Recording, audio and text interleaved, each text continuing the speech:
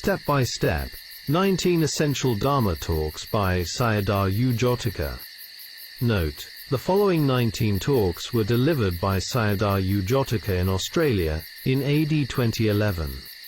He is a Mogok meditation teacher, and his instructional Dharma talks were more detailed than others and quite systematic. I hope these talks can give practitioners some useful guidance in their practice. Talk 1: Sitting Meditation, on Ānāpāna Samādhi. To be able to practice in a balanced way, the yogi has to sit in a cross-legged posture. The waist and the body have to be straight. If the body is inclining forward, then the breath will not be full and will not get enough air. The mind will not become clear, leading to torpor and nodding. Even if the body is not inclining forward, if the head inclines downward, this can also lead to torpor. Therefore, the neck should be straight. The entrance of the nose is the doorway for the in-breath and out-breath. With mindfulness, Sati, observe this place. The touching of the air is quite refined, and may not be clear at first. To know this, establish and stick Sati at the entrance of the nostrils. Close your eyes and let the mind observe this place. This is staying with Sati, breathing in and out naturally. The nature of the practicing yogi's mind is also important. Some people think they have to control and restrict their minds. Therefore they lose interest and become afraid of suppressing their minds. As a result, they are not keen on practice and have no desire to do it. Polluting or defiling the mind is extremely easy, much easier than purifying it. Breath meditation, Ānāpāna, is letting the mind stay with a faultless object. If we do not train it, the mind goes here and there, and then the defiling dhammas of greed, hatred and delusion arise. These unwholesome dhammas are burning people, yet they are still looking for faulty objects. Ānāpāna is not searching for an object to contemplate. Instead, it exists all the time. It is a faultless object that has the nature of peacefulness. Therefore, by practicing Ānāpāna, the mind becomes peaceful and cool. We have to prepare our minds before the practice. This is the way of noble beings. Ins Arias. By uplifting the mind, joy arises. Stimulating the mind so that it has the desire to practice. These are important points. Now let us start the practice. Do not breathe artificially, either the in-breath or the out-breath, and do not use force in breathing. Breathe in a normal, natural way. The only extra task is to keep Sati at the entrance of the nostrils. Some people breathe forcefully. I do not say that this is wrong, but yogis then need strong effort, and the body must be strong and healthy. Otherwise, within a short period one becomes tired and falls apart. Do not tense the mind, let it relax. Note: there are many ways of Ānāpānasati bhavana. It is like an art.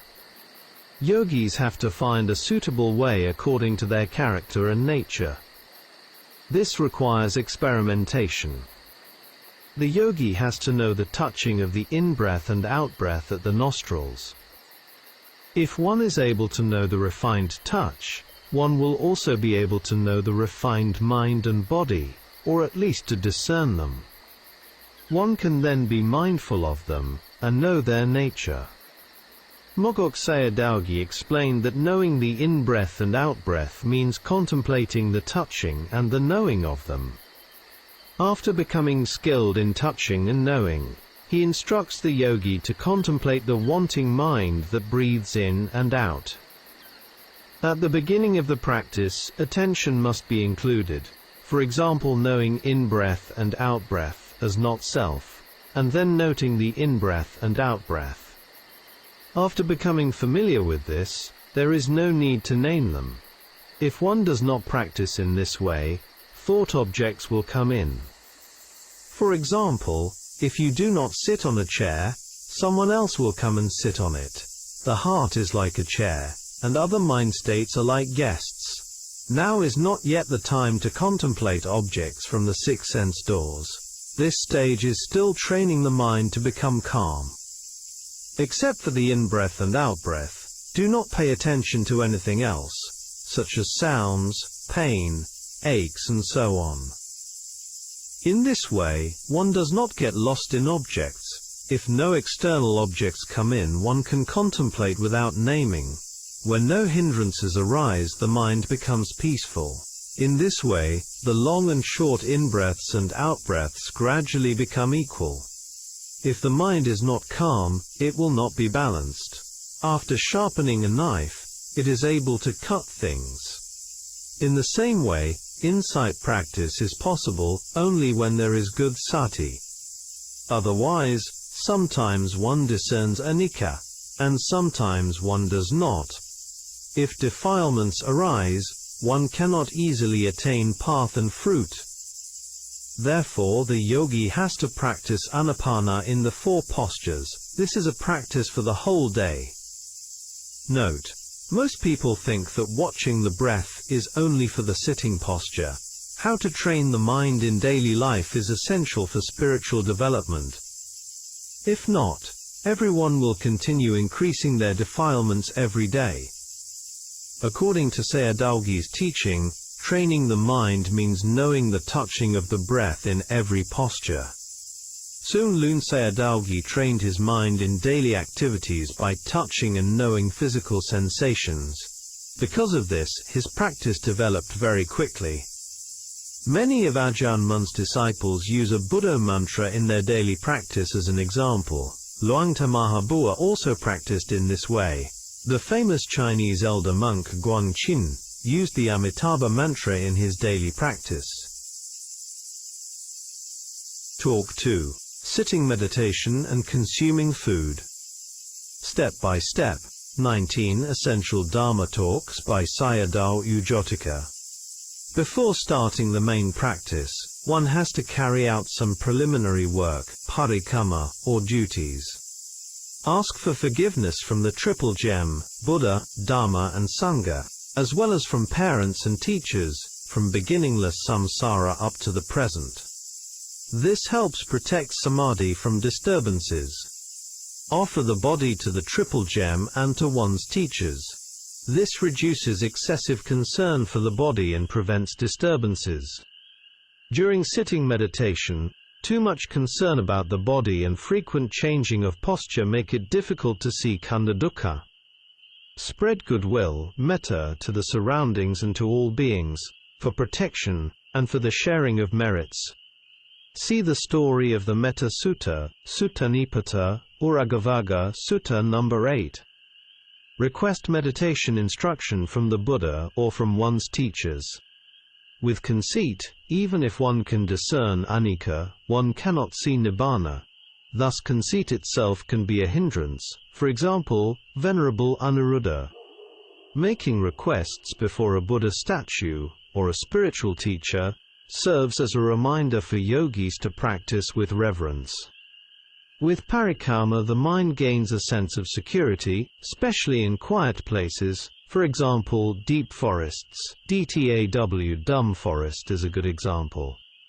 In this way, the mind is not overly concerned with the body, and can move straight towards Nibbana. Therefore, this duty, or preparatory work, should be done by every yogi.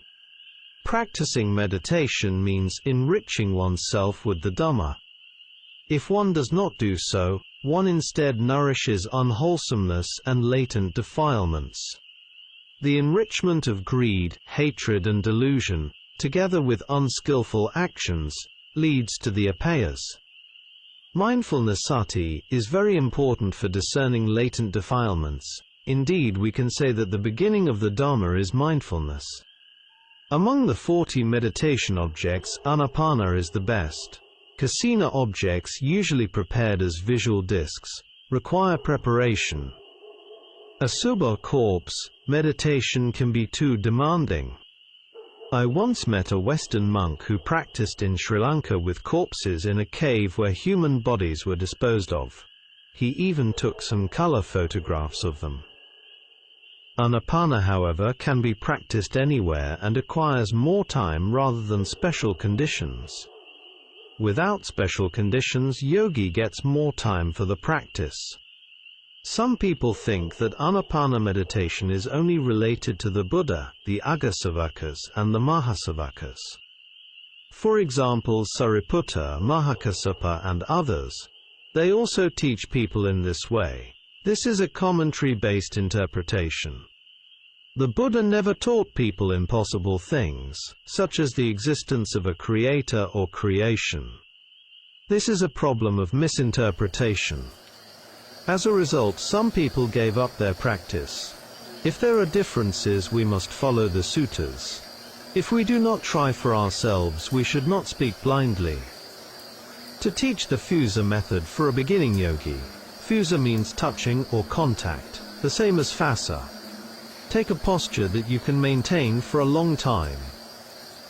The waist and body should be straight. If the head inclines downward, it leads to torpor. If one leans backward, it leads to agitation or fear, and the body becomes imbalanced. Let the mind watch at the entrance of the nostrils, and breathe in a natural way. Observe the touching of the in-breath and out-breath at the nostrils. If you practice with desire and interest, the practice will develop. At the beginning of the practice, if there is no experience of attention and noting, laziness will arise, leading to nodding, or the mind will move toward external objects. Therefore, practice with faith and confidence. This is an important point. It will lead to success, otherwise one cannot succeed. Without enjoyment and interest in practice, development cannot occur, and one must change one's state of mind. Without a vigorous mind, one cannot succeed in worldly matters. The same applies to spiritual endeavor. It requires even more confidence and vigor. When you practice, the power of the mind must be accompanied by confidence and vigor in order to succeed. Practice with patience and endurance in relation to difficulties, restlessness, and inconveniences. When you have sati, you know the restless mind. Without mindfulness, you do not know what is happening, and this is delusion, moha. Pulling the mind back to the object is right effort, moti samavayama. For ordinary people, when they do a good and noble work or task, if they do not succeed 3 or 4 times, they usually give up. Noble persons, however, keep trying until they succeed. This is the difference between them. If you try again and again, it becomes right effort. In this way, sati and virya repeatedly pull the mind back to the object, and after some time the mind will settle down. How can something precious be achieved easily? You have to try many times. This is the meaning of bhavana, cultivation. To make a good knife, heating the iron and striking it only once is impossible. In Dhamma practice, it is even more difficult. Do not give up. Keep pulling the mind back to the nostrils. Do not lose mindfulness, otherwise it will lead to nodding. Many people do not know the nature of breathing from birth until death. To die without sati is delusion, moha or avijja, which leads to sankhara. Practice Ānāpāna with effort in the 4 postures: sitting, walking, standing, and lying down. Train continuously until you are able to do it naturally. Some people find it easier in studies and good memories due to their strong ability to concentrate. This is the power of Sati and Samādhi. In the Mahasi system, the mind is concentrated at the abdomen. In the Sayadaw system, at the middle of the head. This is not for Samādhi but for Vipassana contemplation after Samādhi has been established through Ānāpāna. Although the objects may differ, abdomen, middle of the head and so on, they all occur within oneself and are known directly, not through thinking. Seeing them in the present moment and knowing them as they are is jnana, knowledge. All of these are contemplations of the 4 great elements. The benefits of Ānāpāna are as follows. It leads to knowing the nature of mind and body. The in-breath and out-breath always exist. so mindfulness can continue without interruption. This can be regarded as one of the results of the WBU system. It occurs internally, not externally, enabling deeper understanding of the internal nature of the khandhas. It has no occupational hazard and can be practiced anywhere and at any time. For example, consider Buddhanusati, contemplation of the qualities of the Buddha. Would someone practice that in a toilet? Ānāpāna, however, can be practiced anywhere without limitation. Note: realization of the Dhamma can happen at any time and in any place. For example, the Ingu Sayadaw became an anagami while relieving himself in a bamboo thicket. Even in a toilet, it can be a suitable place to contemplate asubha, loathsomeness, decay, and related themes. A true yogi should always keep a contemplative object in mind, and not allow defilements to enter. In some of his talks, Wibhiyu Sayadaw mentioned the following. Have you ever been mindful of the in-breath and out-breath for 24 hours without a break? If you can, you will know its result. If the mind has stiffness, or if a lot of saliva comes into the mouth, this is not good for Samādhi practice. With continuous practice, the in-breath and out-breath become very refined, and may even seem as if they have stopped, that is, they become unclear. There is no need to be afraid or frightened, and there is no need to search for the breath. One should not breathe strongly in order to make it clearer. Simply collect the mind at the entrance of the nostrils, and observe. For example, if a train station has only one entrance, you only need to wait for the guests at that entrance. Some people experience gooseflesh during Ānāpāna practice. Do not follow these experiences. Let the mind remain only at the entrance of the nostrils. Rapture, piti, can pull the yogi away from the object. If rapture is not followed, Samādhi will gradually become stable. Do not let the mind chase after these experiences, simply ignore them. Sometimes the body experiences sensations like a shower of coolness. This is similar to grinding rice paddy. We are not concerned with the husks, only with the white grains. If yogis do not care about rapture and happiness, Samādhi becomes stronger, and rapture and happiness will naturally increase. If one experiences them often, one becomes accustomed to them. When the mind can be collected at one place, its power becomes stronger. Later, when practicing insight, this power can be used to contemplate seeing, hearing, and other phenomena. Contemplation during the consuming of food. Sayadaw gives instructions on reflection on food before eating. This is taught primarily for monks, but lay people can also practice it. For most people, eating is motivated by enjoyment or beauty. After correcting our mental states and then consuming food, we should reflect that the body is constructed of the four great elements, and is supported by conditions: action, karma, mind, citta, temperature, utu, and nutriment, ahara. This is not me and not mine. In eating, there are two main contemplations: chewing and swallowing. Just as in walking one notes lifting, stepping, and placing down the foot, when chewing food one notes chewing, and when swallowing, one notes swallowing. If these are noted as the main objects, sati does not fall away. One must note them with interest. During eating, put in effort to maintain mindfulness so that sati does not slip away. This is the practice of a yogi cultivating mindfulness, or of someone training himself towards nibbana. After swallowing food, the mind may arise with the intention or desire to take more food. Note this as wanting to take. Observe the nature of these movements. While chewing, the mouth is moving. After swallowing, it becomes calm. Wanting to take food has the nature of stimulation. Taking food has the nature of movement. One must contemplate these processes in order to discern them clearly. These are the main contemplations related to eating. They must be practiced repeatedly and carefully.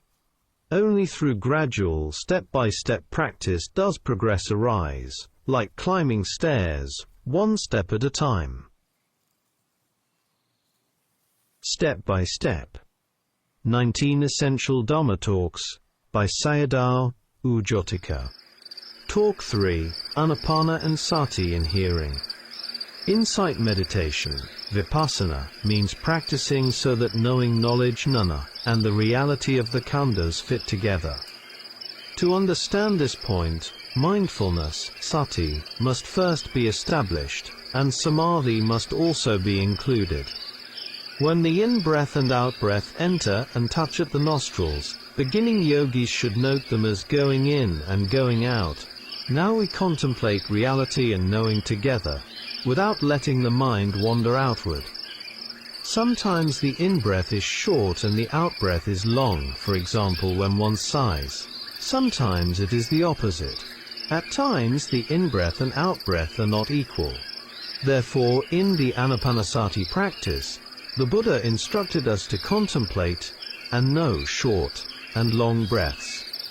Some practitioners contemplate the beginning, the middle and the end of the breath and note them, but they cannot follow continuously and become tired. To know the beginning, middle and end means to know the whole breath, from the beginning through the middle to the end. This is knowing the breath exactly as it is, from the start of the in-breath to its end, and from the start of the out-breath to its end.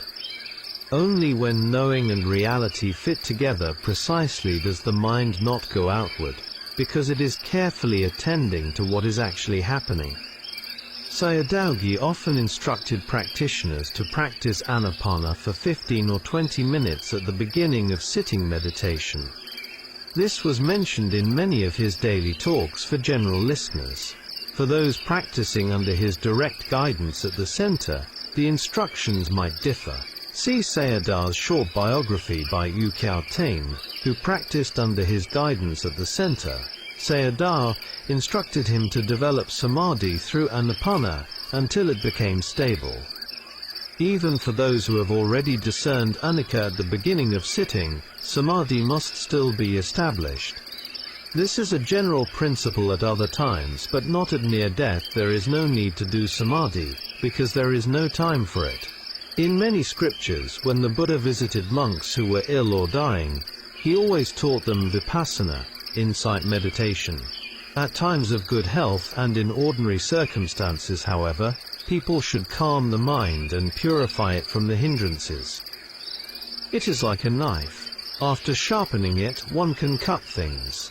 Even if one has already discerned phenomena before, after re-establishing samadhi one can discern more clearly than before. If the mind moves away, pull it back to the object. If you bind a wild bull to a post, at first it will struggle, but after some time it will calm down. In the same way, with unshakable resolution and effort, sati becomes stable, and the mind calms down. Thus sati and virya develop into samadhi. At the beginning of practice, even the touching of the in-breath and out-breath is not clear. With practice it becomes clearer, and with further development it becomes very refined. Some yogis then think that they are no longer breathing, as if the breath has stopped. Wanting to make it clear again, some breathe strongly. This is like going upward and then coming down again. Yogis should not do this. When refinement occurs, yogis must have strong sati and not become confused. With strong sati, samadhi also increases. When the breath becomes refined, one should not search for it. The air will naturally appear again at the entrance of the nostrils, where the yogi watches with strong mindfulness. When it appears again, it may arise as a mental sign, like a wisp of smoke or a bar. Some yogis play with this mental image, moving it in and out of the body. Others simply let it remain at the entrance of the nostrils. Playing with the sign externally involves sending it out about an arm's length, increasing the distance step by step, and then drawing it back again. See the Ānāpāna system or the teachings of Mayazin Sayadaw. What happens when practicing in this way? Interestingly, it dispels sloth and torpor. The Kani system is not intended solely for this purpose. It also increases Saddha, confidence in the Dhamma, and supports Samadhi and insight. It strengthens Virya and supports effort, leaving no room for sloth and torpor. Some practitioners direct the breath internally from the nostrils to the chest and abdomen, feeling the tension of the in-breath and out-breath, and the gradual reduction of that tension. This increases the power of Sati.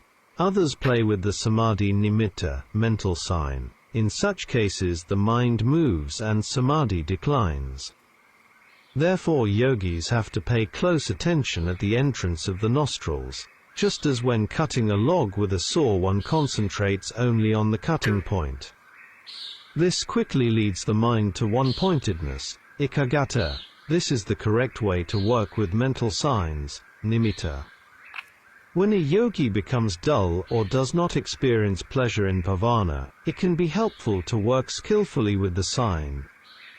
This is also mentioned by a Thai Ajahn who developed the skeleton sign. However, if one wishes to develop strong sati, one should keep the attention internal. For samadhi, the sign should remain at the entrance of the nostrils. Jhanic factors may arise quickly for some practitioners, who have perfected their practice over many lives. With stable samadhi, the mind becomes calm and peaceful, and rapture, piti, may arise like a shower. At this point the yogi should not follow rapture, but continue watching only at the nostrils. Rapture is indeed wholesome, but it can pull the mind away and deceive the yogi. Only by not following it does samadhi improve. According to the Ānāpāna Sutta, if one practices the 16 stages, rapture arises many times. This is the gradual path. Developing rapture means that rapture arises with both the in-breath and the out-breath. Some practitioners experience rapture only when breathing in, but not when breathing out. This indicates an incompleteness in bhavana. The reason is that while breathing in, the mind inclines toward the object, but it does not do so while breathing out. Others experience the reverse. To avoid this imbalance, do not force the in-breath or the out-breath, simply follow the breath naturally. In this way gooseflesh and rapture arise with both in-breath and out-breath. If the practice inclines too much to one side, the other side weakens. Therefore, balance is essential. At this stage Ānāpāna practice is like an art. When rapture arises, gooseflesh appears. The nerves open, and the circulation of blood and air becomes smooth. In Ajahn Thanissaro's breath meditation, he taught the balancing of breath energy throughout the whole body in order to establish samadhi. After that stage there are no aches in the knees or back during contemplation. The yogi takes pleasure in bhavana. Sometimes rapture, piti, becomes coarse, and the mind no longer inclines toward it. As rapture subsides, pleasure and coolness arise in the mind. This is happiness, sukha. At the beginning of practice, piti and sukha arise together, but as practice continues, only sukha remains. Sometimes sukha arises with the in-breath, but not with the out-breath. Then one has to balance them. Rapture and happiness can deceive people. Therefore, do not follow them. Instead, collect the mind at the entrance of the nostrils. Even though pleasure arises through the power of bhavana, it is important not to take delight in it and lose the object, that is the breath. This leads to stable samadhi at the nostrils. One has to practice in all four postures. In daily life, during free moments, one can practice Ānāpāna, for example, while waiting for a bus or riding on a bus. Watching the breath while counting is a skillful use of time. Other supports can also be used, such as a mantra, Buddho, or simple observation of the breath. Counting can be practiced as follows: 1 1, 2 2, 3 3, and so on, up to 5 5. Then start again from 1 1, 2 2, up to 6 6 7 7, and gradually increase up to 10 10. During counting from 1 1 to 10 10, if the mind stays with the object, the yogi completes one round. If a mistake is made, one should return to 1 1 and begin again. Note, this way of counting the breath is used in the kanai system to develop a light nimitta, mental sign. This method is also suitable when using rosary beads. With more counting rounds, confidence, saddha, increases. In this way, one not only maintains sati but also applies careful attention to the object. Some people use very simple counting, such as 1 to 10, 1 to 10. This is easy, but because it is easy, they may not take it seriously. The first method emphasizes keeping the object firmly when the mind tends to move away. Concern about losing the object encourages stronger mindfulness. Although it is more difficult, it requires greater care with sati, and as a result mindfulness becomes stronger. There are 3 factors involved in this practice. These are being mindful of the air, touching and knowing it. Maintaining awareness of the counting, for example 1 1 2 2. Taking care not to miss the rounds of counting, such as 1 to 6, 1 to 7, and so on. This method causes the hindrances to fall away quickly. One has to practice with firm resolution, adittana, deciding in advance how many rounds to complete. For example, 500 rounds, or 1,000 rounds. This leads to samadhi quickly. If a yogi misses a round, they cannot continue that count, and must begin again from the start. Therefore, they must be very careful. To fulfill the resolution, the firm standpoint, one must apply great care and mindfulness. In a short period, this develops samadhi. Note, some yogis who have experienced the kani system have reported records of this practice, and these seem to support this point. If one is skilled in Ānāpāna practice, one can use rapture, piti, according to one's intention, directing it to any part of the body.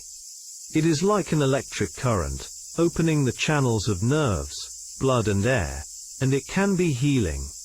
With the discerning of refined piti and sukha as they arise, confidence in the Buddha and Dhamma increases.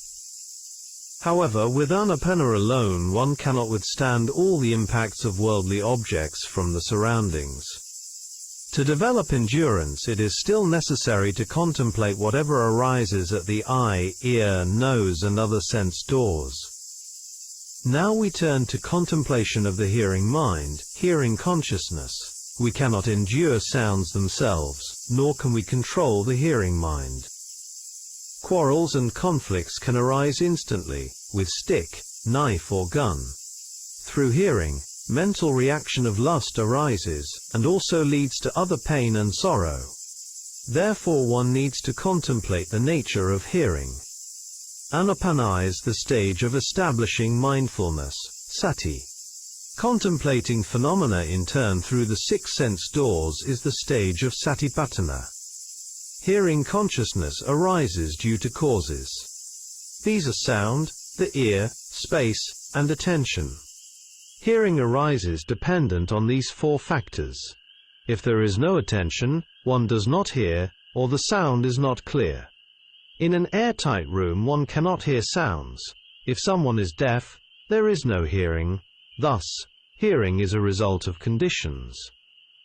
Therefore, hearing is a phenomenon of cause and effect. It does not happen by itself, nor is it created by a permanent God. It does not exist beforehand. Sayadaw Jotika instructed yogis to contemplate where hearing arises, at the ear, and not to follow the sound. If one contemplates by following the sound, one may also discern Anicca, but Sakkaya Ditthi, personality view can arise in the mind. The Buddha taught the practice of Satipaṭṭhāna by contemplating both internal and external phenomena. However, before becoming a stream enterer, yogis should emphasize internal contemplation. When practice matures, there is no problem. Do not take hearing as me or mine, and do not frame it as I hear. This leads to wrong view based on identity. Instead, do not differentiate sounds as praise or blame. Simply note hearing as impermanent, Anicca, or note it as hearing consciousness. With improper attention, ayoniso manasikara, defilements enter the mind. For example, taking pleasure in a woman's or a man's voice can give rise to lust, raga. If one cannot stop this, return to the nostrils, and then attend to sounds again, in turn. This is training in hearing, not yet insight contemplation. It is an exercise of the ear door. It is like studying rather than taking an examination. When hearing arises, note it until it stops, and after it stops, return to the in-breath and out-breath. The yogi should not try to stop the sound. If one does not know what to do, delusion enters the mind. Sometimes yogis even anticipate sounds to arise, especially music or attractive voices. Here I am correcting common mistakes that often occur among practitioners. This stage is training in mindfulness. Note: we should read a sutta in the Salayatana Samyutta and contemplate how we use the 6 sense doors in daily life in the modern world. This is Sutta number 235, the exposition on burning. From this, we can understand why so many problems and so much suffering arise continuously, from the family level to the international level. Step by step. 19 Essential Dhamma Talks by Sayadaw Jotika. Talk 4, Sati on Seeing and Hearing, with Eating. According to the exhortation O Vada of Sayadaw, the beginning of Vipassana starts from Ānāpāna. At the beginning of sitting meditation, one practices Ānāpāna for 15 or 20 minutes. When the hindrances are absent, the mind becomes purified. Otherwise, the mind is overwhelmed by lobha, dosa, and moha, and it is not easy to practice insight for a long time. If the mind becomes clear, calm and happy, one can practice for longer. Do not tense the mind or practice with excessive force, practice with confidence.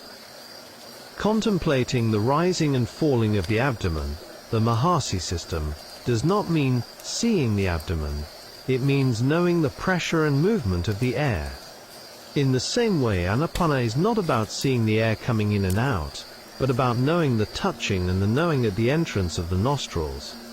If one contemplates at the top of the head, one knows movements, sensations, warmth and coolness.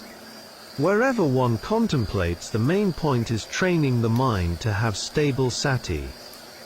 With experience, one comes to know the desire to breathe mind. This moment is very brief, and, at the beginning, is not easy to contemplate. Therefore one should collect the mind at the entrance of the nostrils, where the touching is clearer and lasts longer. When sati becomes strong, one can begin to contemplate Satipaṭṭhāna, that is, phenomena arising from the 6 sense doors.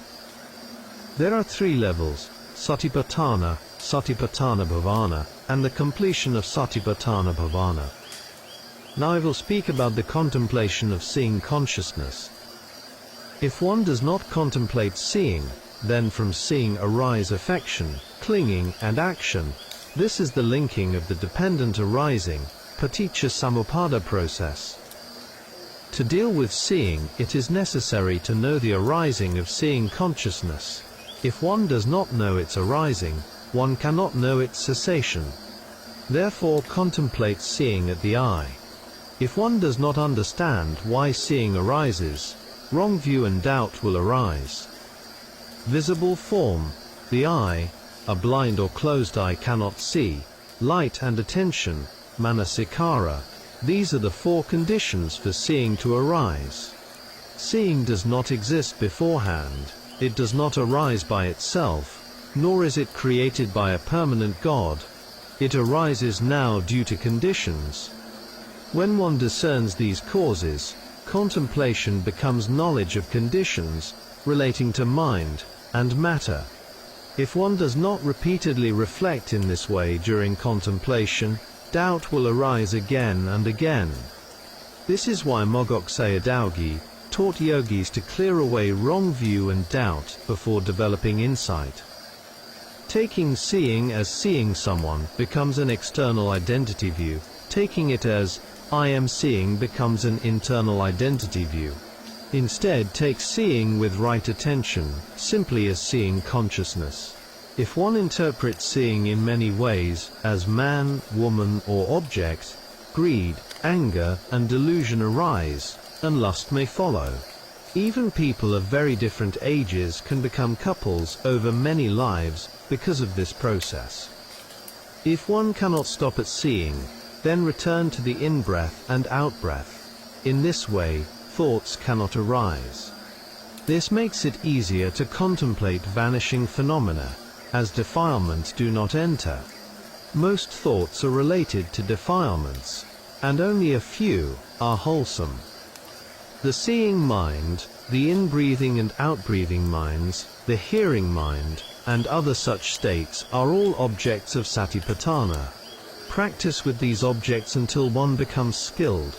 If one does not know what to contemplate, delusion enters, and defilements arise. Therefore, do not search for special objects of contemplation. Simply contemplate whatever phenomenon arises. Greed and anger are easy to recognize, but the arising of delusion is difficult to know. Even when a yogi does not hear a sound, expecting it to arise is already delusion. In such cases, one should return to contemplating the in-breath and out-breath, which always exist. Whatever happens, contemplate whatever arises, but no contemplation is affecting the practice, for example releasing air out from the bottom. Whoever is able to contemplate whatever arises in the body, wherever they live or stay, will find that contemplation is not difficult, even in a big city. There is no need to run away or search for special places. Objects of contemplation are always present. For these reasons, the Mahasi system is especially suitable for everyday life practice, as it closely follows the detailed structure of the Mahasatipaṭṭhāna Sutta. Mogok Sayadaw also mentioned this important point in some of his talks. The main obstacle in practice is delusion or ignorance.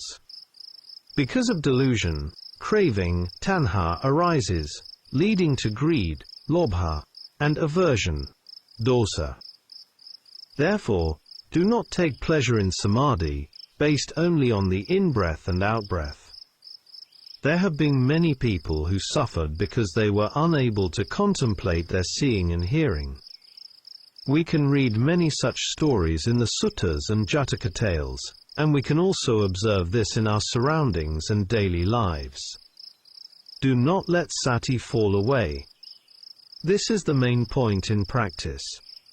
Without mindfulness, one cannot discern the arising of phenomena, nor their vanishing. If samadhi becomes excessive, sudden loud sounds may lead to fright. Therefore, samadhi and virya must be kept in balance. Sounds can become a hindrance to the development of samadhi. Now, regarding the consuming of food, I will explain how to reflect for people who have strong craving for food. This teaching refers to the story of parents and their baby boy in the desert, found in the Ahara Sutta of the Nidana Samyutta, Sutta number 63, 3, commonly known as the Sun's Flesh Sutta. This is an important sutta that every person should know. This sutta explains the four kinds of nutriment necessary for the maintenance of beings: edible food, contact, phassa, mental volition, cetana, and consciousness. The sight of food, its color, shape and appearance, can give rise to greed and anger. In the Vesantara Jataka, number 547, Devadatta, in a past life as a Brahmin, overeaten food he could not digest and died on the spot. This illustrates the danger of craving and lack of mindful reflection. Some years ago in Mamayo City, Upper Burma, a village man killed his wife on the spot at the dining table by striking her head with firewood. This happened because he did not see the chilies dish on the table. Therefore, yogis must contemplate the seeing of food. If attention is given to steaks, chicken meat and similar objects, wrong view can arise. Making sounds while eating can also give rise to anger. For example, the sounds of spoons, forks, knives, chewing, and so on.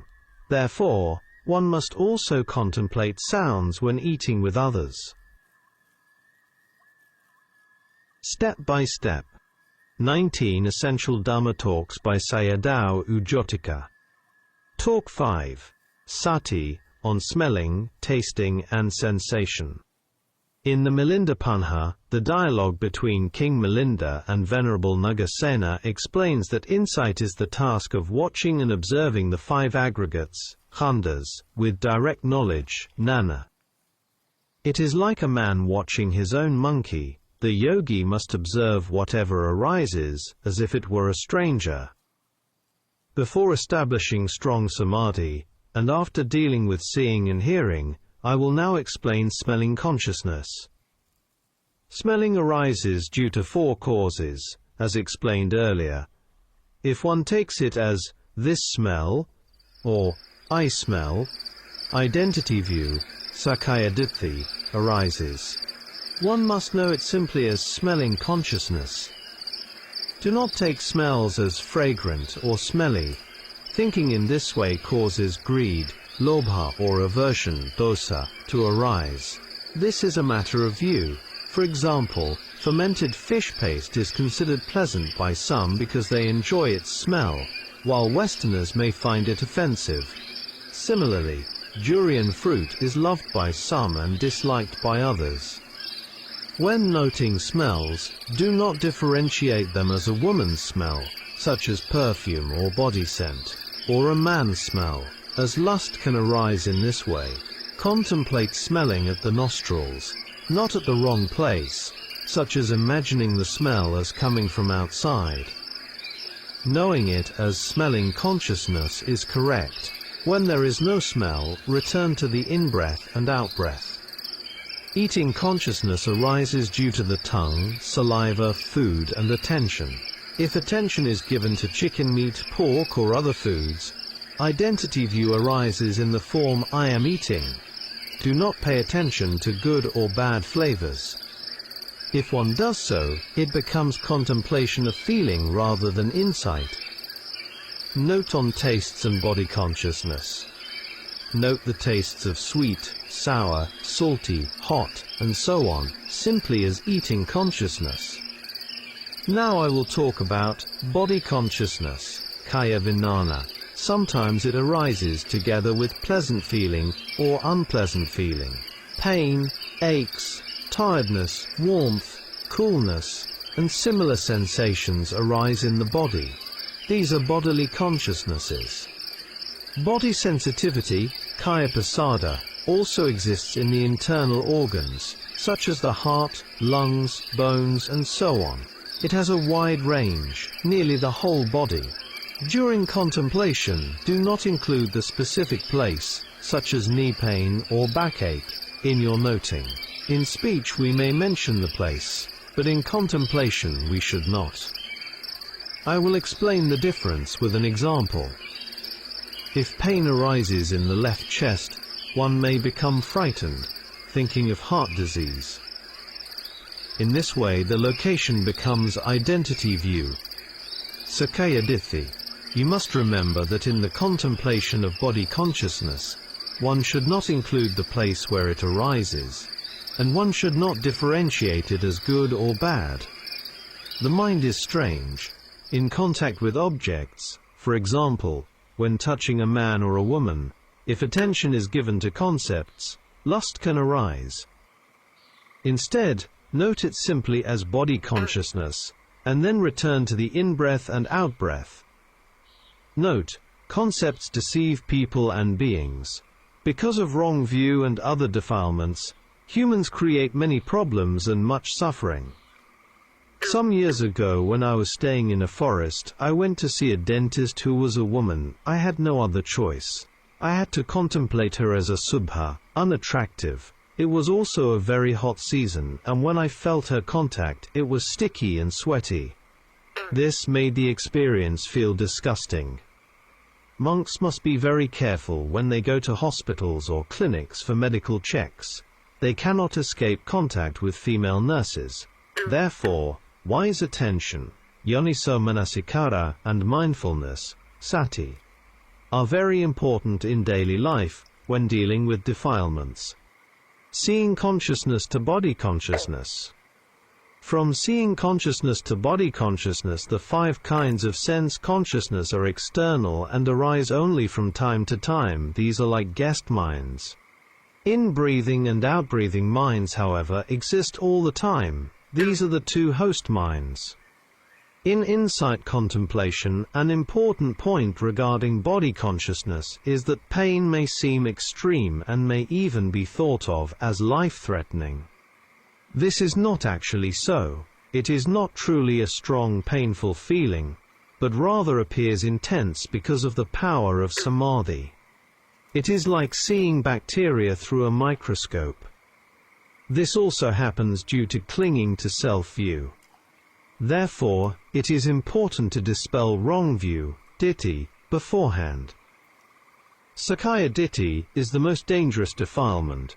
It is harmful to humans, and when combined with craving tanha, it can lead to many unwholesome actions. With understanding, humans can avoid many problems and much suffering in today's world. See my translation of Bhavanga Meditation by Sayadaw Jotika. The 4 causes mentioned above have a clear purpose. When the causes cease, the result also ceases. It is not me, unstable, Anicca, and arises due to causes. If you contemplate in this way, you will not suffer much. The key point here is whether you have right attention or not. Depending on the kind of attention, greed and anger arise. With understanding, contemplate them with right attention, yoniso manasikara. Do not contemplate by trying to control pain or aches. They will only become worse. Contemplate with a relaxed mind. Now I will talk about changing postures. Pains and aches arise when sitting for a long period. If this happens, you must change the posture, but not impulsively or without mindfulness of mind and body. First, note the desire of the mind to change. Then follow the movements with careful noting, changing slowly and patiently. The reason for this is that in the beginning of practice, knowing jnana is still slow and not sharp enough to follow quick movements. Therefore, one must contemplate movements in detail, moving and stopping, so that knowing does not fall away. In this way, only then is the posture changed with mindfulness intact. In all these explanations, contemplation of impermanence, Anicca, has not yet been included. If you are able to contemplate the arising clearly, knowing becomes sharp, and you will also be able to discern the vanishing. By following whatever is arising in oneself and observing it carefully, one does not yet see the arising and falling impermanence, Anicca. Without knowing the truth of suffering, dukkha, yet one should not force it to happen, as that will disturb the practice. On the first day we established mindfulness, Sati, through Ānāpāna. We had only one task, and the practice was easy and gentle. Now we contemplate the arising phenomena of the 5 sense doors. With many notings, the practice becomes more demanding, but knowledge, jnana, develops. Step by step. 19 Essential Dhamma Talks by Sayadaw Jotika. Talk 6, Seeing, Hearing, Smelling, Tasting, Bodily Sensation, and the Three Governing Principles, Ādhipati. Here I omit the last of the four Ādhipati and mention only three. This teaching can be found in the Anguttara Nikaya, Book of the Threes, Sutta number 4010. First, develop Sati through Ānāpāna. After that, contemplate whatever arises, seeing, hearing, smelling, tasting and touching, as I explained yesterday. Now I will continue talking about body consciousness. In Mogok Sayadaw's usage, itching, pleasant sensations and unpleasant sensations are all body consciousness. Whatever arises in the body should be noted simply as body consciousness. It is not limited to the skin only, but also includes all internal organs and other bodily parts. There are several important points to remember. 1. Do not include the location. For example, when pain or aching arises, note it simply as body consciousness, without including the place, e.g., chest pain. 2. Do not contemplate it as a feeling of good or bad at this stage. This is not contemplation of Vedana, it is contemplation of consciousness only. 3. Do not pay attention to the object of contact. For example, if the contact involves a man or a woman, identity view and lust may arise. 4. Do not think about why it happened. Instead, contemplate that the result arises due to causes. This is right attention. Body consciousness arises not only from contact with hard or soft objects, but also from heat and cold. If one discerns warmth and coolness in fine detail, with close continuous observation, mindfulness, Sati, becomes powerful. With careful and continuous knowing, effort is sustained. When the mind does not run away and remains with the object, this is Samādhi. Knowing these arising phenomena simply as mental phenomena is right view, Samādhi. When combined, this becomes Satipaṭṭhāna. Yogis must contemplate whatever arises in order to know it clearly. If nothing is arising, return to contemplation of the in-breath and out-breath. Sayadaw spoke about the three governing principles. However, the sutta explanation is clearer. Contemplate by stripping away clinging to self, for example understanding, this is not my breathing. Do not take pleasure at the nostrils, that is, do not cling to Samādhi. Contemplate in turn whatever arises from the 6 sense doors. Even though this practice is difficult, it develops knowledge. It is like studying in school. As the levels progress, the material becomes more difficult, but knowledge increases. At this stage, practice is still at the level of Satipaṭṭhāna. Among the 6 sense doors, contemplation has not yet included the mind door, Manodvara. Now I will speak about contemplation during eating. While eating, one must first strip away wrong view, otherwise one becomes stuck in concepts and identity view. When consuming food, one should have knowledge of Paramatha Dhamma. If one relates to food through concepts, identity view arises toward external objects. Clinging to the eating mind as me becomes Sakkaya Ditthi, turning inward. During contemplation of eating, one must also be aware of the other sense doors, hearing, smelling, etc. This spreading out contemplation is the task of Satipaṭṭhāna applied to the most distinct objects. Contemplation of primary objects establishes Sati, here, Ānāpāna and the eating mind. To discern the vanishing of phenomena is Satipaṭṭhāna bhavana. Without knowing the arising of phenomena, one cannot know their vanishing. Therefore we develop Satipaṭṭhāna in order to discern the arising of phenomena. The contemplation of eating has 3 main points. 1. Reflect on the purpose of eating food. 2. Strip away wrong view by reflecting on food as elements. Noni 102. 3. Contemplate during the actual process of eating. Step by Step, 19 Essential Dhamma Talks by Sayadaw Jotika. Talk 7, Sariputta's Instruction on Mind Consciousness. Insight contemplation as taught by Venerable Sāriputta is expressed as Kayam imam sammasatha parijanatha punapunam Kaya sabhavam diswana dukkha santam karisatha. Here, kanda body does not refer to the physical body as a fixed form or shape. Rather, it refers to phenomena that arise due to causes. For example, hearing consciousness, which arises dependent on conditions. This is Vijnana-kanda, arising in the present moment. Sayadaw explains mind and body in terms of concept and reality. True contemplation is contemplation of Paramatta-kanda, ultimate reality. If we examine the whole world of existence, it consists only of mind and body. One must watch and observe the khandhas with sati and panna. Whether pleasant or unpleasant feeling, sukha or dukkha, arises, one watches and observes. Insight knowledge does not stop or destroy phenomena. If we expand the analysis, mind and body are understood as the 5 aggregates, khandhas, the 6 sense bases, ayatanas, which become 12 when including their objects, and the 18 elements, dhatus.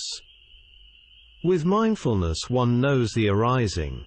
By knowing with wisdom panna the arising of phenomena as merely khandhas, clinging to self falls away. In this way personality view, sakkayaditthi, gradually disappears. Do not confuse this with book knowledge. Knowledge learned from others is anubodhanana. Knowledge that arises directly from practice is pativedhanana. Direct knowing of the nature of mind and body. Phenomena vanish immediately after arising. They are impermanent. Anicca. Momentary discernment of seeing, hearing and other sense processes cannot immediately destroy clinging, because we have been clinging throughout countless rounds of existence. Therefore, we must contemplate repeatedly many times, to develop insight knowledge of dissolution, bhanganana. This contemplation should be practiced in all 4 postures. With sustained contemplation, one begins to see dissolution. Externally the body may appear unchanged, but internally it feels empty, filled with continual dissolutions.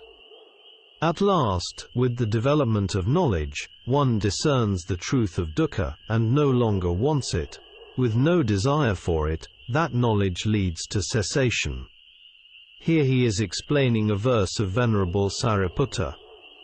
Now I will talk about thinking minds, thoughts, and how to contemplate them. If you are unable to note them specifically as lobha mind, dosa mind and so on, simply note them as thinking mind, or thought. Mogok Sayadaw explains that if one discerns change, one is seeing dissolution. Change, viparinama, does not mean the same. In ordinary usage, people say something has changed when it becomes sick. In Burmese this word can also mean going wrong, but in reality, changing from one state to another is already change.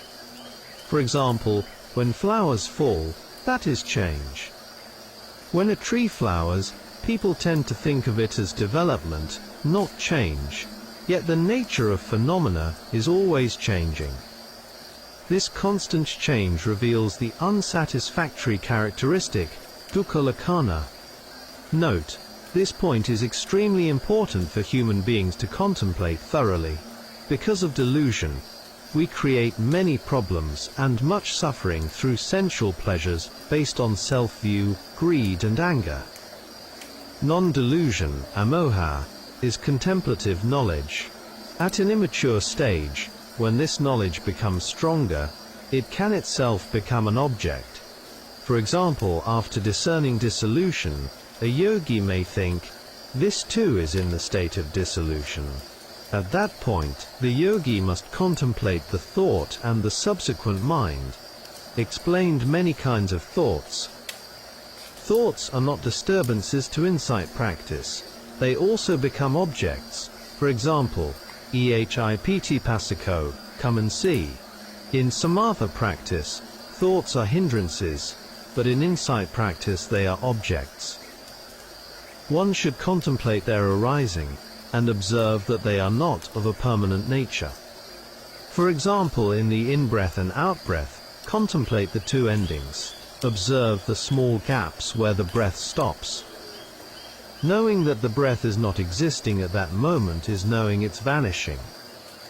During the immature stage, one knows this in a coarse way. As practice matures, the yogi discerns dissolution in many parts along the in-breath and out-breath. If one becomes skillful, one can also catch the desiring mind that wants to breathe in and breathe out. In the beginning this is difficult because the process is very refined. Therefore at times Sayadaw taught yogis to know the in-breath and out-breath, and at other times to know the desiring mind that wants to breathe in and breathe out. Now I am explaining how to catch the dissolution of the in-breath and out-breath. These are host minds, whereas the guest minds are the impermanent phenomena, Anicca, that arise and pass away.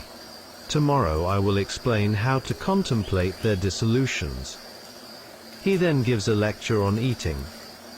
Contemplation of the eating mind is a costly contemplation, because it involves money and preparation, whereas seeing, hearing, and so on do not. Moreover, eating does not occur frequently, it only happens while consuming food. Therefore, one contemplates eating only during the act itself, in order to discern its arising and falling. Step by step. 19 Essential Dhamma Talks by Sayadaw Jotika. Talk 8. Observing Anicca from the Six Sense Doors. Sayadaw says that looking at one's own death is insight. Kamic death, the end of a life, cannot be seen. But now there is knowledge, jnana, of death. So one can see one's own death in the present. For example, you can now discern with knowledge that a speaking sound, after being heard, no longer exists. If one truly dies, one cannot see it. When many deaths converge together, this becomes what is called the Great Death. If you want to be freed from the Great Death, you must make effort to be freed from the small deaths, that is, from Anicca. These words have profound meaning and correspond to the dependent arising (DA) process. To see and discern these small deaths requires effort, mindfulness, Sati, and contemplation with wisdom, Panna.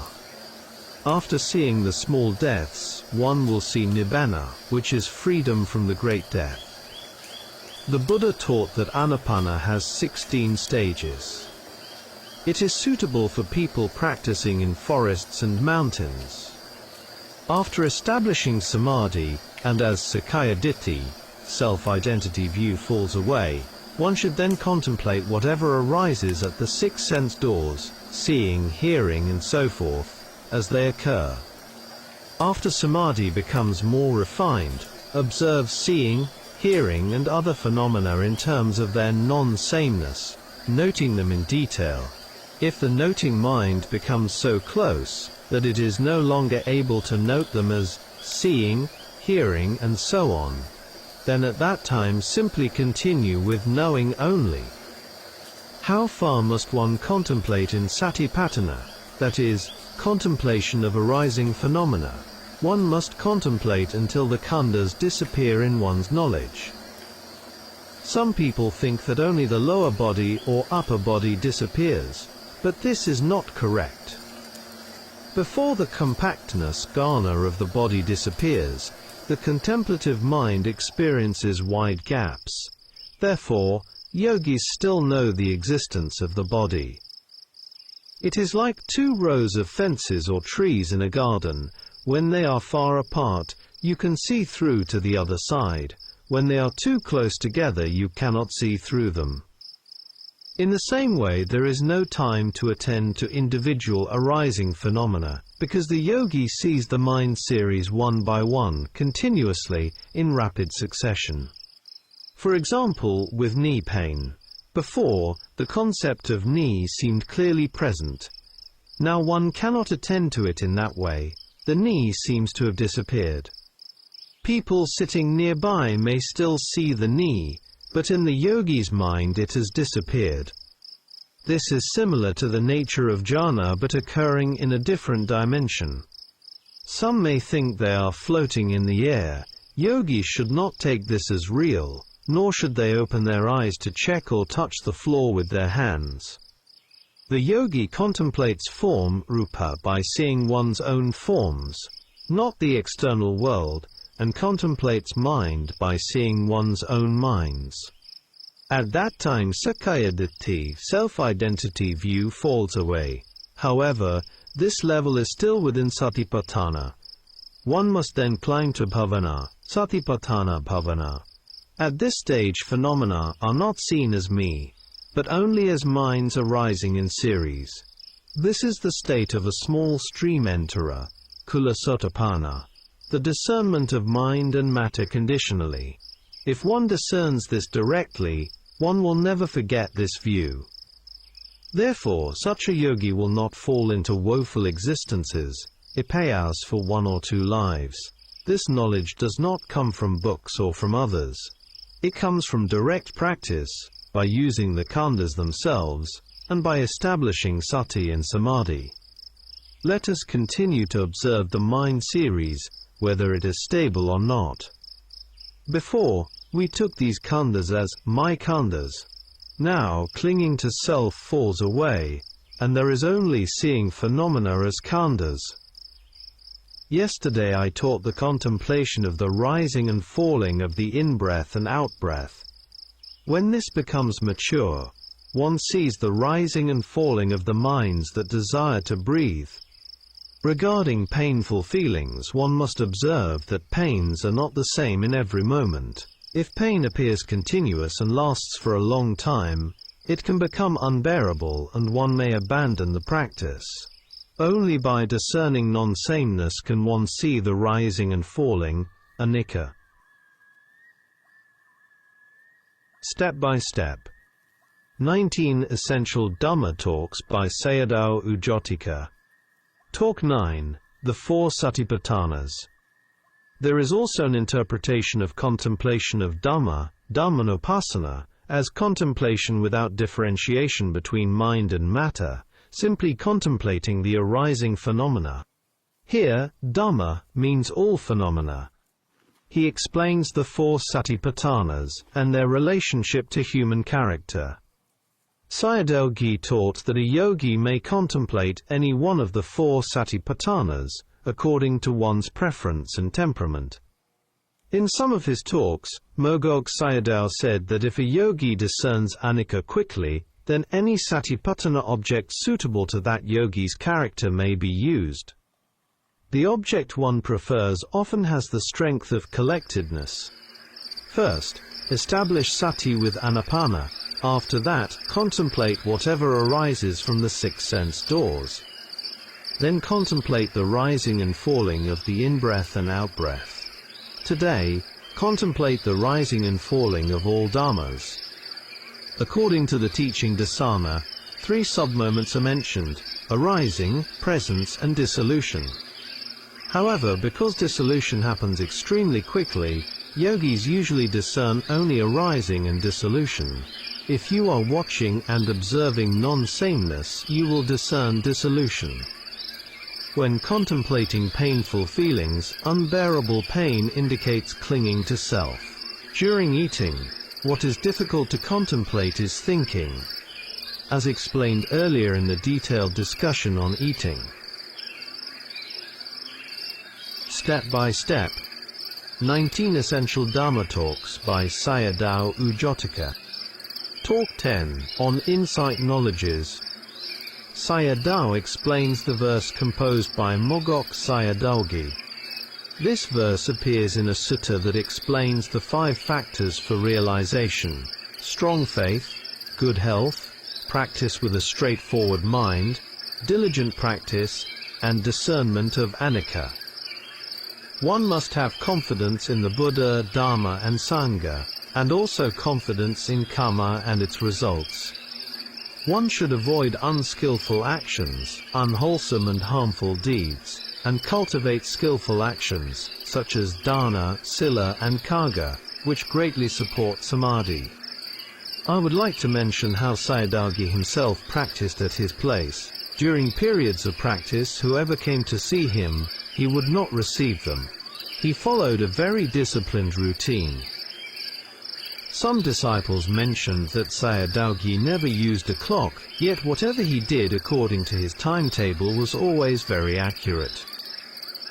Do not try to make arising and dissolution happen by yourself. If samadhi has strength, the inclination of the mind can shape experience according to desire. For example, wanting rapture to arise. This should not be done. Here I would like to present Yu San Luin's experience when he was practicing at Ubakin Meditation Center. Practicing Ānāpāna Sati, on the third day he reached Upacara Samadhi. The 5 jhanic factors arose, and all his bodily pains disappeared. It was August, during a season of heavy rain. He did not bring an umbrella. The yogi's dwelling, Dhammasala, and the eating place were about 100 yards apart. He decided to make an experiment. At that time he was in a strong samadhi state and made an assertion of truth, Sakakirya. I did not bring an umbrella. May this truth cause the rain to stop for a while. Instantly the rain stopped. He ran to his cell, and after arriving, the rain began again.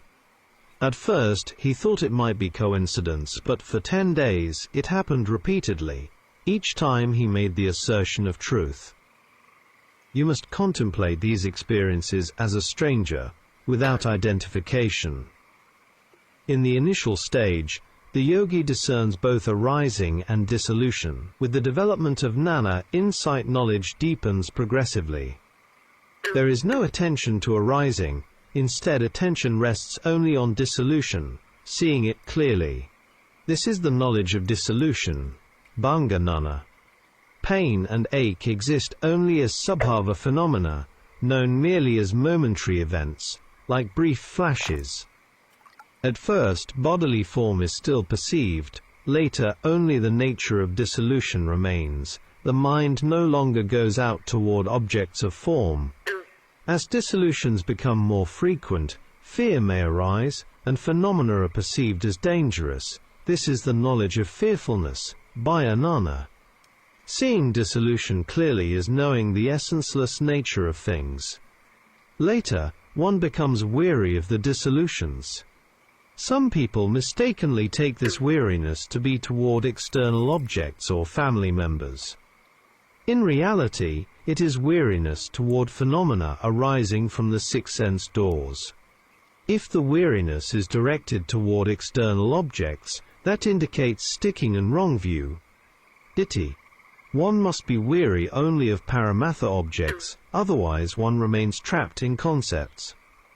The yogi sees dissolutions in all situations, whether getting up from sitting, changing posture or opening the eyes. Why does this happen? Because the arising process becomes shorter, and dissolution is seen more clearly. If one clings to arising or becomes frightened by it, the process appears longer. When kilesas are fewer, the mind becomes drier and non-clinging, seeing dissolution within a short period. Upon reaching the stage where the arising process narrows, this becomes the knowledge of disenchantment, nibbida jnana, with variegated objects of contemplation. This leads to nibbida jnana. If panna declines, this knowledge can fall back. It is therefore referred to as contemplation of variegated objects arising from the 6 sense doors. If the objects are incomplete or not clearly variegated, happiness may lead to lobha, pain to dosa, and insight knowledge declines. Thus one must fear arising and passing away. Anicca. not pain itself. This is the proper use of variegated contemplative objects in insight practice. Some people misunderstand the knowledge of rise and fall, udayabhayanana, as merely seeing the short gaps between arising and dissolution. In truth, this knowledge knows dissolution in an inclusive way. It is like raindrops falling continuously. In the knowledge of dissolution, discernment appears section by section, very clearly. At the beginning, phenomena may be seen as being in a confused or crumbling state, because knowledge is not yet sharp enough, and cannot follow the rapidity of dissolutions. This is not yet the stage of narrowing down Anicca. With weak knowledge, dissolution is seen only in a vague or chaotic manner. When weariness toward conditioned mind and body arises, knowledge matures and the yogi begins to see dissolution distinctly, as described above. These 2 points are important, because some yogis mistakenly take this immature knowledge to be mature realization. When knowledge develops further, dissolutions are seen clearly, section by section, without doubt. At that point, observing only dissolution becomes nibbidhanana, knowledge of disenchantment, together with munchitu-kamyatanana, knowledge of desire for deliverance. What is the significance of this? Even when the yogi's eyes are open, Anicca is seen at any time and in any posture, except during sleep. In the yogi's mind, it is like a person whose body is encircled by fire. Therefore, a strong desire for deliverance of the mind arises. Step by Step. 19 Essential Dhamma Talks, by Sayadaw Jotika. Talk 11, on Insight Knowledges. Beginning yogis, and yogis whose Sati and Samādhi are not yet strong, need to contemplate with the perception of noting, as in the Mahasi system. When Sati and Samādhi become well established, one can contemplate directly the arising objects without verbal noting. However, with refined objects and insufficient mindfulness, the yogi may slip into torpor. Therefore it is important to contemplate whatever phenomena arise, not only defilements such as greed, lobha, and anger, dosa. Contemplating refined objects incorrectly leads to wrong view and delusion. For example, merely hearing a sound without contemplation becomes wrong view. Not contemplating it becomes delusion. At the knowledge of rise and fall, Anicca is known in an inclusive way. When dissolutions are seen clearly in sections, this is bhanganana. It is no longer like the earlier crumbling or collapsing experience, such as sesame seeds bursting in a hot pan, as explained previously in Talk 10. When the vanishing is seen clearly, the arising again also becomes clear. In this way, one is freed from ucceda ditthi, the view of annihilation. Even at the stage of knowledge of disenchantment, one is still seeing only Anicca. However, the arising process becomes increasingly narrowed, and Anicca becomes clearer. The yogi must continue to put forth effort in all 4 postures, and the desire for deliverance of the mind will naturally arise. Whether the eyes are closed or open, the yogi continually sees Anicca. It feels as though he is encircled by fire. A strong desire arises to see the place where dukkha ceases. Previously seeing Anicca felt pleasurable and even thrilling. Now there is no desire for it. Instead there is a wish to be freed from Anicca itself. A change in knowledge is a change in the nature of the mind. In reality, the entire process of knowledge is itself Anicca.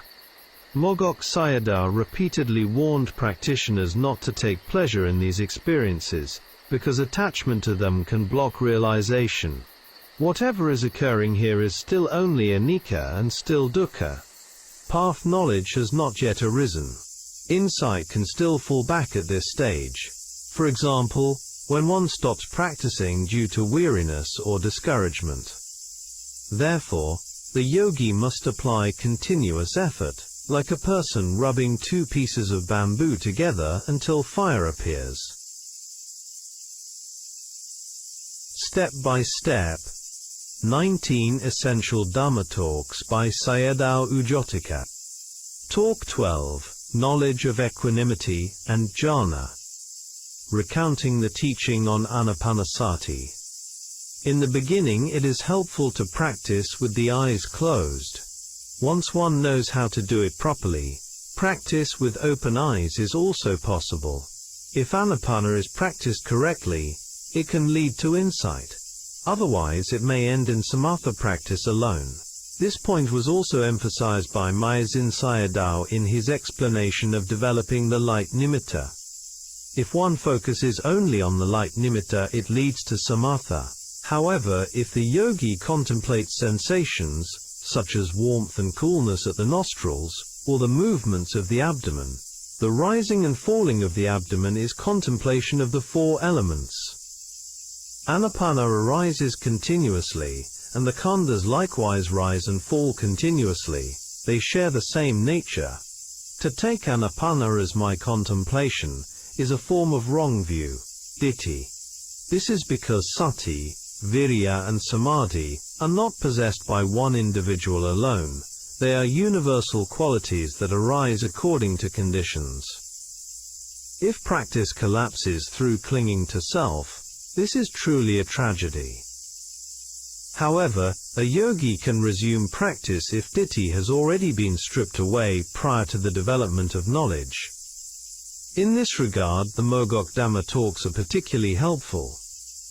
Each time the in-breath exists, there is arising. When it no longer exists, there is vanishing. The same applies to the out-breath. There is no need to label or name it. Knowing it is sufficient.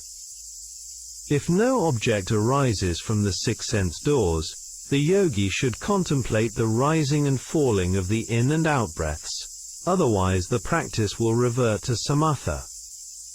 There are two modes of contemplation. Contemplating objects arising from the six sense doors, relying on sati. Relying on samadhi by attentively collecting and stabilizing the mind on an object.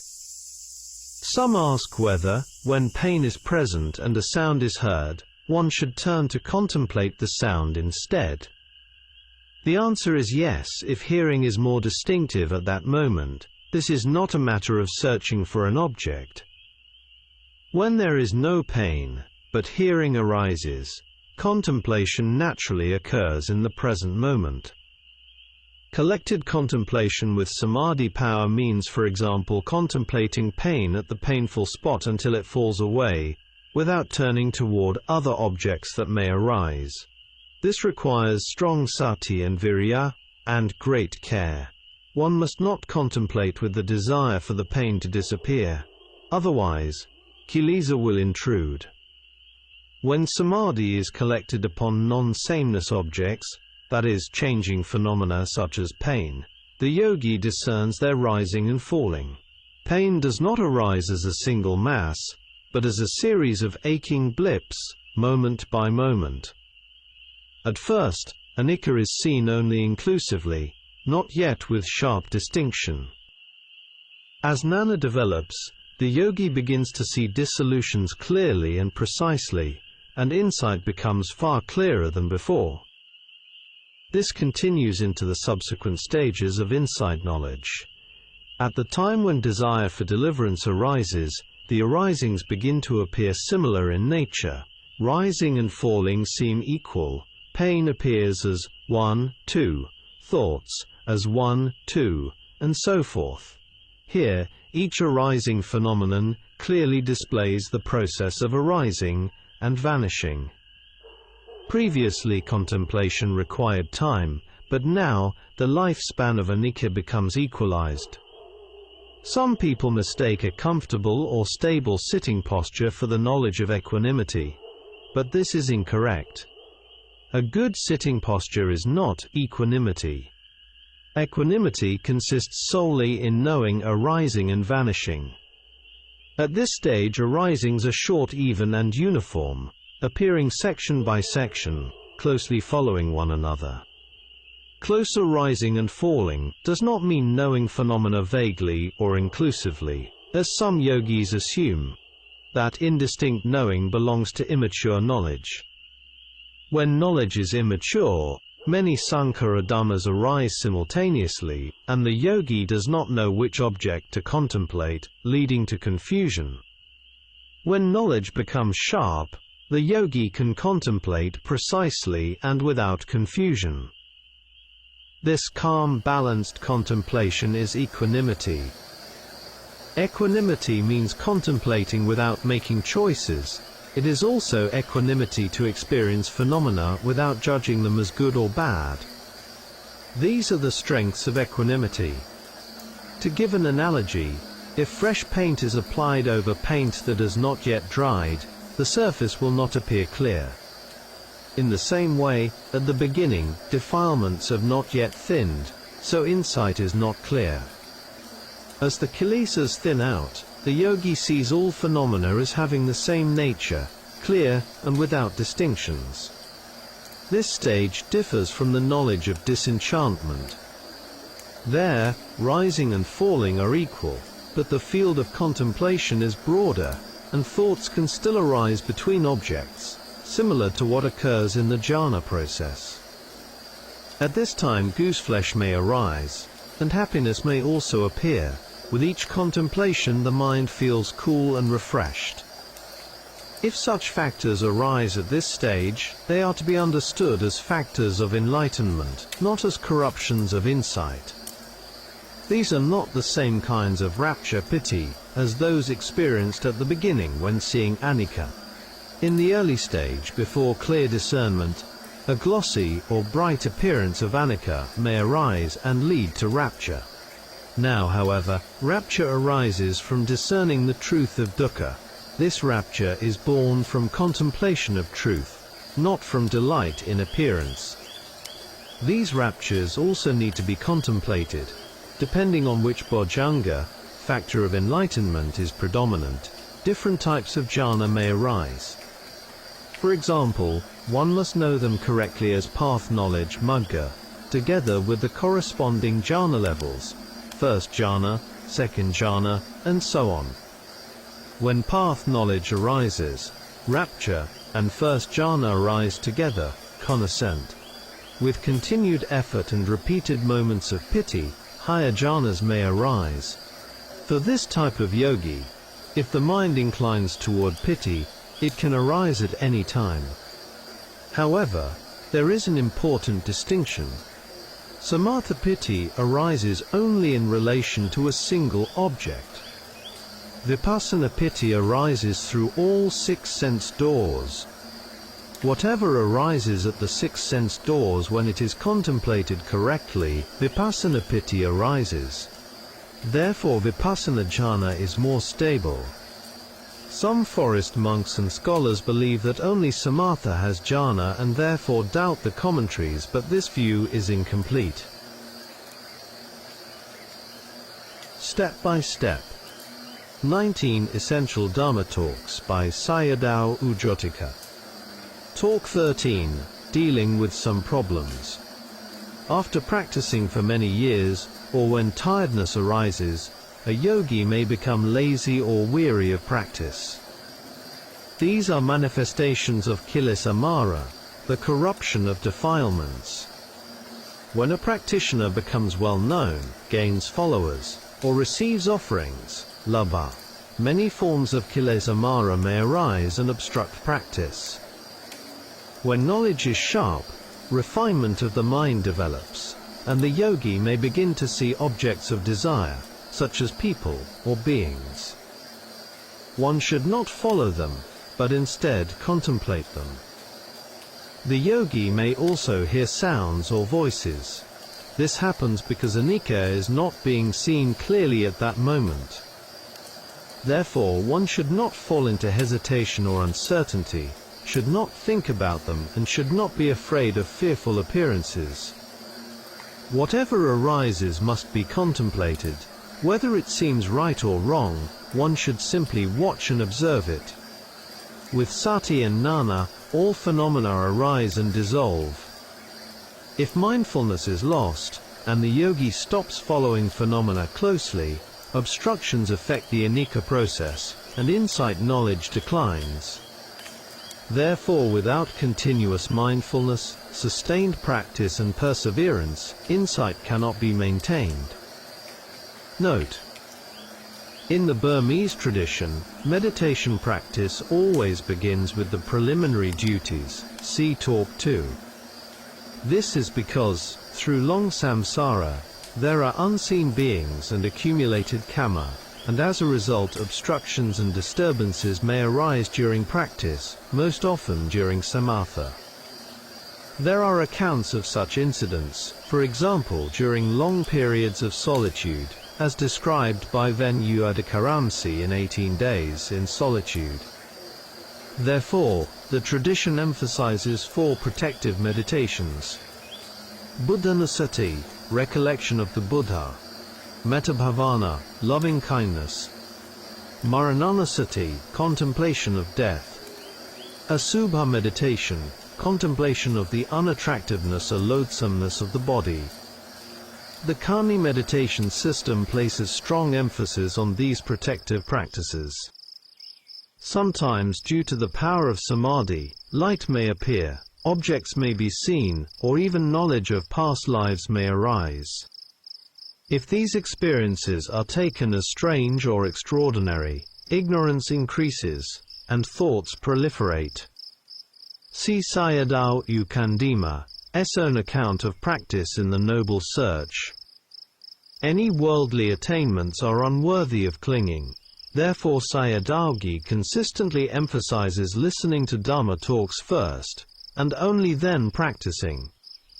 All these experiences occur due to the sharpening of knowledge.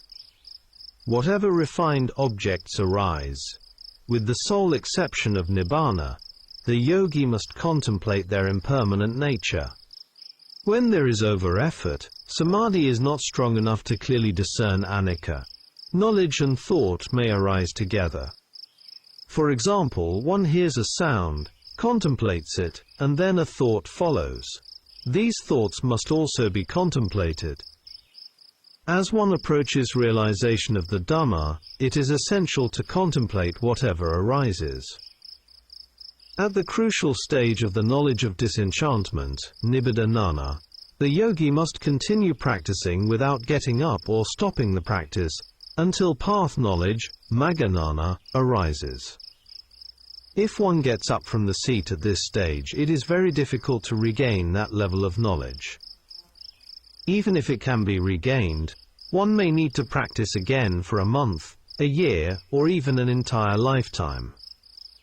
Yogis must remember that when defilements become thinner, this is precisely the time when they must turn away from them in the direction of freedom and liberation. If defilements are taken lightly, they will instead oppress the yogi even more. At the time when many instances of anicca are being seen, this is not seeing with the physical eyes. Paramatha dhammas cannot be seen visually in this way. If something is seen visually, such as images of skeletons or corpses, then these are samatha objects, not vipassana dhammas.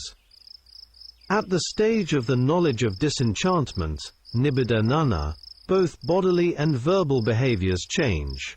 Sila becomes firmly established, and there arises a strong wish to be liberated from dukkha, or anicca. This longing for liberation is known as munchitukkamyata nana, knowledge of desire for deliverance.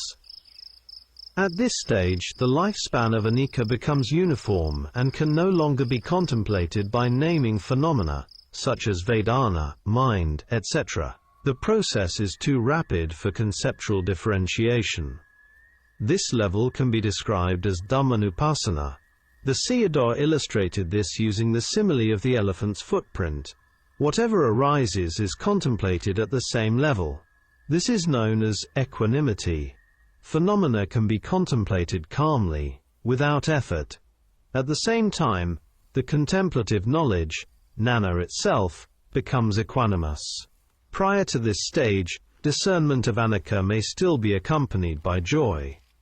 Sayadaw explained that path knowledge arises at the heart base. The mind also contemplates at this point. It is like sitting at the center of a spider's web. Before this, the yogi has to contemplate phenomena according to where they arise, eye base, ear base, and so on, so the mind is still moving. At this stage, however, the mind becomes steady and unmoving. There are two modes of instruction. The teacher gives only the foundational guidance, and the student practices independently. Only when problems or difficulties arise does the student approach the teacher for clarification and advice. The teacher gives complete and detailed instruction on the entire practice, as exemplified in Morguk Sayadaw's Dhamma talks. This was also the case in the Buddha's time. Regarding contemplation during eating, some practitioners experience strong craving related to taste. In such cases, one should first apply the perception of repulsiveness with respect to nutriments before eating, as described in the Visuddhimagga. After some reflection, and while eating, one then practices Satipaṭṭhāna contemplation. Here the Mahasi system is particularly effective, as it leads the yogi to become disenchanted with eating and food through direct insight. For those who are not greedy for taste, eating can be carried out with Satipaṭṭhāna contemplation. In some practitioners, however, the perception of repulsiveness becomes so strong that food appears disgusting, and they are unable to eat due to the arising of aversion. Note: in some Thai forest monasteries, monks are allowed to eat for only 15 minutes. As a result, they must eat quickly and cannot enjoy the taste. There are many valid ways of contemplating food and taste from the standpoint of the Dhamma, depending on one's skill and disposition. For example, one may apply the Four Truths of Dukkha, particularly Sankhara Dukkha, which is a broad and penetrating contemplation that can lead to deep dispassion toward craving. From experience with the Mahasi system, careful mindfulness while eating, observing each movement and sensation in detail, leads the yogi to become genuinely weary of eating and food. Any sensual pleasure exists only between two moments of Sankhara Dukkha. Thus, every asada, gratification, is always surrounded by a dinava, danger. The pleasure is extremely brief when compared with the danger. Step by Step. 19 Essential Dhamma Talks by Sayadaw Jotika. Talk 14, Walking Meditation. In walking meditation, walking itself is the host object. The primary objects are the movements involved in stepping and placing the foot down. The Buddha explained walking meditation by dividing it into 6 parts, although some traditions contemplate it in 3 parts: lifting, stepping, and putting down. The yogi must walk with sati, discerning the nature of lifting, stepping, and placing the foot down, through continuous noting. Although the labels used in noting are conceptual, what must be discerned is the ultimate nature of each movement. In lifting, one discerns lightness. In stepping, one discerns movement. In putting down, one discerns heaviness and touching the ground. During walking meditation, these 3 characteristics, lightness, movement, and touch, serve as the host primary objects. If for some reason the yogi is unable to note all 3 parts, such as in daily life, then noting only stepping and placing down is acceptable. Attempting to note all 3 parts while moving in worldly situations may be difficult and even unsafe. The essential point is not the number of labels, but whether sati is present and continuous, and whether mindfulness is not lost. At the end of the walking path, if one wishes to stop, one should note the intention to stop before stopping. Stopping and turning in walking meditation. When stopping, note stopping, and contemplate its nature as calming down. At the end of the walking path, the sequence is as follows: wanting to stop, right pointing arrow stopping; After that, note wanting to turn right, pointing arrow turning, and feel directly the nature of movement involved. Then continue with lifting, stepping and putting down the foot. For elderly practitioners, it is sufficient to note stepping and putting down. The hands should be placed in front of the abdomen, with the right palm resting on the left. The eyes should be restrained, not wandering here and there, as careless looking will disturb samadhi. Note on the Thai forest tradition. The Thai forest tradition places strong emphasis on walking meditation. Ajahn Mon himself and his disciples practiced many hours of alternating walking and sitting. He taught proper posture and walking practice, as recorded in the Forest Dhamma talks of Luangta Mahabua. Ajahn Mun also emphasized that what he taught was the same as in the Buddha's time. 2 ways of mindfulness in daily activities. There are 2 approaches to mindfulness in movements and activities of daily life. Slow, deliberate movements, emphasized in the Mahasi system. These may appear awkward to some, but they are extremely effective for developing detailed mindfulness, especially when one is alone. When mindfulness is applied carefully, slow movements allow clear discernment. Natural mindfulness, appropriate when one is with others, such as during alms round or communal activities. Mindfulness has a natural beauty. Some enlightened monks embodied this beauty naturally in their deportment, such as Basain Migadayone Sayadaw Usumanakara, 1832–1921. Step by Step. 19 Essential Dharma Talks, by Sayadaw Jotika. Talk 15. Walking Meditation and Observing Sensations. Walking meditation and its benefits. Walking meditation supports a stable samadhi. The walking path should be no shorter than 10 paces. A very short path with frequent turning is not suitable, as it can create restlessness. On the other hand, it should not exceed 60 arm lengths. An excessively long path is also unsuitable. The Thai forest tradition often recommends around 30 paces. The path should be even, with a width of about 2 arm lengths. Samadhi in walking meditation. Experiential aspects of walking meditation. When placing the foot down, it may feel as if the foot is sinking into the earth. Compared with sitting meditation, walking involves less mental proliferation. Therefore, it is generally not necessary to apply detailed verbal labels in walking meditation. In sitting meditation, detailed noting is more useful to prevent sloth and torpor. In walking meditation, however, no need to note in detail with naming, because the existing and knowing mind may not be occurred together. Therefore contemplate only to know its nature, because the process happens faster. Refinement of contemplation in walking meditation. Therefore one should contemplate only to know the nature of phenomena. When samadhi becomes stable, one may then contemplate in greater detail, such as in lifting, stepping and putting down the foot. Step by Step. 19 Essential Dharma Talks, by Sayadaw Jotika. Talk 16. Walking, observing movements and mental states. During walking meditation, the head should not be inclined too low. The eyes should rest naturally at a distance of about 6 feet, approximately 2 arm lengths ahead. One observes the process of changing while walking.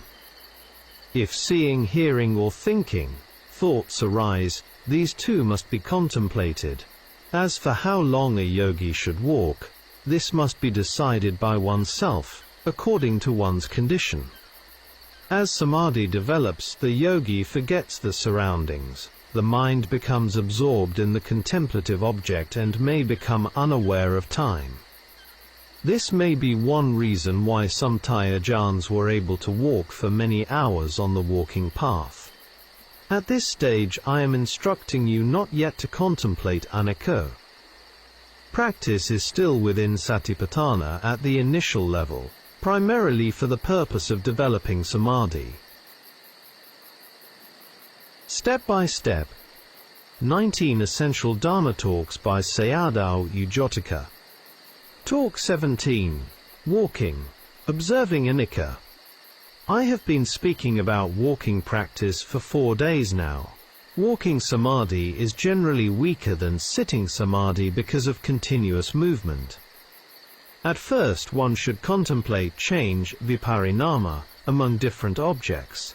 For example, stepping is movement. Putting down the foot is contact. Their natures are different, not the same. This discernment of difference is called change, also understood as the arising of a new phenomenon, not a transformation into something permanent or soul-like, which does not exist. Mogok Sayadaw said that only by discerning change, not sameness, can one see dissolution. In the beginning, Samādhi is weak, so the yogi does not yet contemplate Anicca directly. Instead one contemplates the arising of different phenomena. Later, as practice matures, the yogi will discern Anicca itself, that is, dissolution.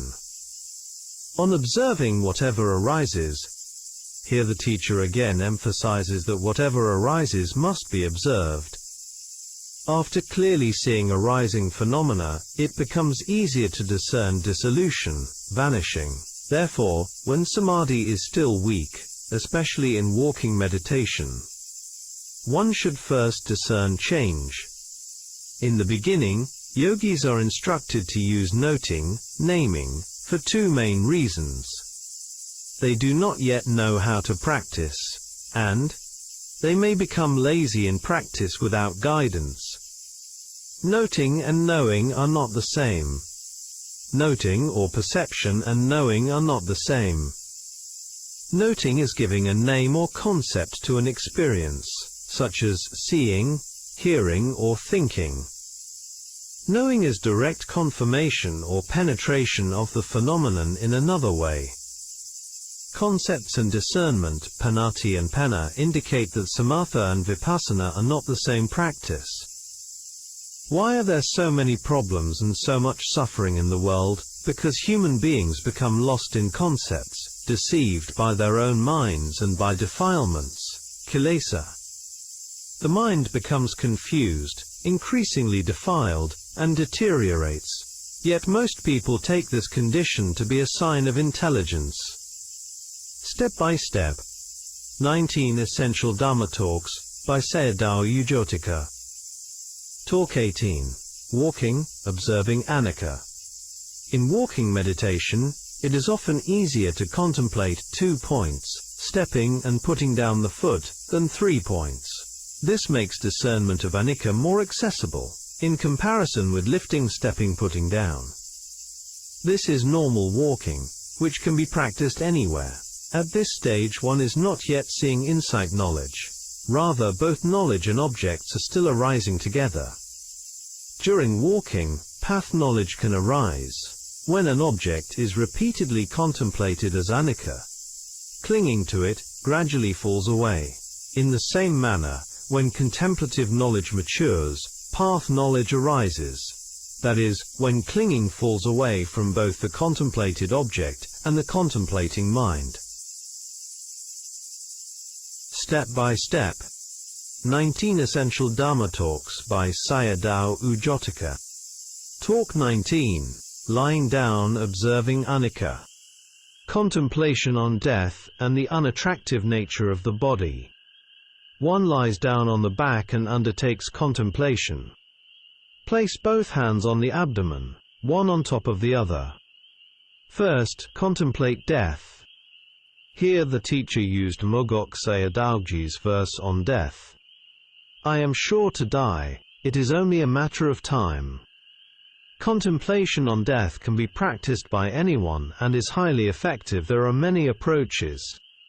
Here, I would like to recommend a sutta from the Anguttara Nikaya, Book of the Sevens, namely Sutta number 74, Araka Sutta. See Bhikkhu Bodhi's translation.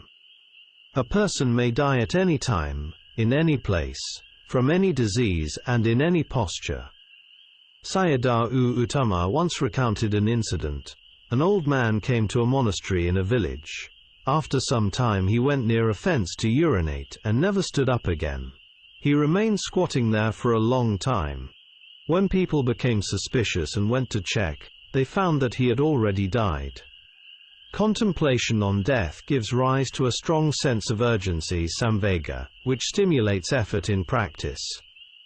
Method of contemplation while lying down. One may contemplate in-breaths and out-breaths, or the movement of air at the abdomen, or whatever bodily phenomena arise. First, contemplate the in and out breath until the mind becomes calm, then contemplate systematically, step by step, scanning the body from the head down to the feet. In this way one directly experiences bodily phenomena, khanda, such as warmth and coolness, pressure at the point where the head touches the pillow or floor, heat and pain arising at the wrists touching the ground, heat and pain at the heels. These areas become distinctive objects for contemplation. At the beginning of this practice there are 7 primary points of contemplation.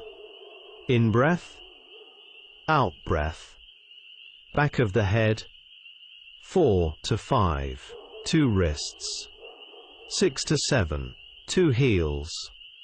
Through observing these points the yogi learns to discern arising and passing away, leading gradually to insight into Anicca. Contemplation before sleep. Every time one goes to sleep one should begin with contemplation. The reason is that this practice is like discarding everything accumulated throughout the day. All worldly pollution, mental debris and residual impressions. These include thoughts connected with greed, anger, and delusion, as well as clinging and actions performed during the day. Note: if one reflects on the nature of suffering of becoming from the standpoint of the Dhamma, it may appear depressing. Most human beings engage in many unwholesome actions, and their minds gradually become more defiled and corrupted. Therefore, unless purification is undertaken, one's habitual destinations in samsara tend toward the 4 woeful states of existence. Mental states at bedtime. At bedtime various mental states and thoughts may arise. These must be washed away through contemplation. Near sleep, habitual character traits may surface. Those dominated by greed. Those dominated by anger. Those dominated by delusion. Accordingly, one should apply suitable contemplations. Contemplation of the unattractive nature of the body, asubha. Cultivation of goodwill, metta. Ānāpāna meditation. And, when appropriate, contemplation of death as a supportive practice. When the body is tired after a long day, it may not be suitable to practice insight immediately. In such cases one should first calm the mind using these supportive meditations. Resolution before sleep. Before falling asleep, the yogi should make a clear resolution. I will wake up without abandoning the practice. On waking one resumes contemplation without letting it drop. This establishes continuity and forms a habit of practice. Mogok Sayadaw himself instructed yogis to fall asleep and wake up in this way. Posture for contemplation before sleep. If one wishes to contemplate while lying down, the reclining posture is recommended. Recline on the right side rather than the left. The left side tends to make the heart feel heavy and can induce sleep too quickly, whereas the right side allows for longer contemplation. The Buddha himself reclined on the right side, and he taught monks to do the same. One may also lie on the back, provided mindfulness is maintained. The legs should not touch each other, If the ankles press together, pain may arise, therefore they should be slightly separated. Near the threshold of sleep. As the mind calms down, supportive meditation gives way naturally to insight contemplation. Near the point of falling asleep, mental images, nimitta, sounds or other sense phenomena may appear. Whatever arises at that time must also be contemplated, without selection or aversion. This is the continuation of practice up to the very edge of sleep.